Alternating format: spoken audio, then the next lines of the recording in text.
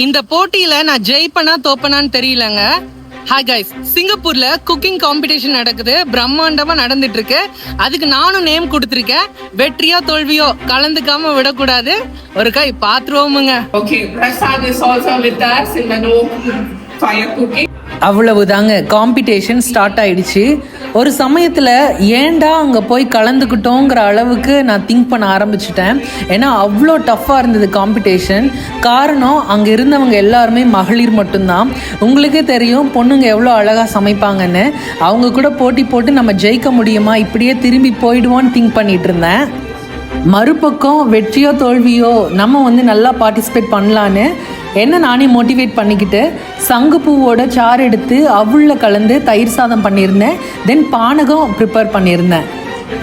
நான் என்னவோ தமிழ்நாட்டுக்காரங்க தான் ஜட்ஜாக வருவாங்கன்னு ஆர்வமாக காத்துட்டு இருந்தேன். ஆனால் எனக்கு வச்சாங்க ஒரு ஆப்பு. சைனீஸ்காரங்க அண்ட் ஹிந்திக்காரங்கள தான் ஜட்ஜாக அனுப்பி வச்சுருந்தாங்க. வச்சான் பாருங்க ஆப்பு அப்படிங்கிற மாதிரி.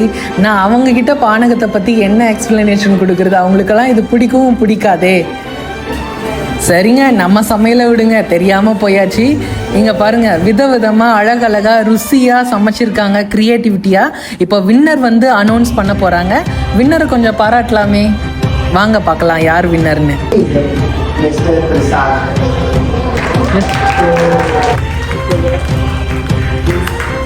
நான் ஜெயிச்சிட்டேன் அப்படிங்கிறத என்னால் நம்பவே முடியலங்க. அவ்வளோ சந்தோஷமாக இருந்தது. இந்த போட்டியை பற்றின உங்களுடைய கருத்துக்களை கமெண்ட் பாக்ஸில் கண்டிப்பாக தெரியப்படுத்துங்க. Thank you so much. Bye bye.